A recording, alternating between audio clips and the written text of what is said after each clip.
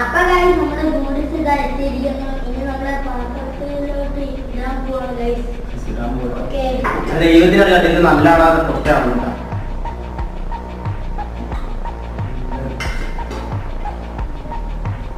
പല ആക്ഷനുകളാണ് ഞാൻ നീ എനിക്ക് എന്ത് കാണുന്നു?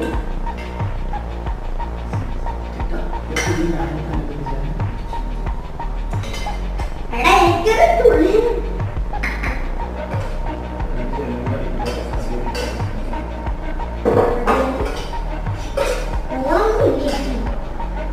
അതിനാണ് കഴിച്ചോളി പറഞ്ഞത് കഴിക്കാൻ പോവാണ് ഗൈസ്.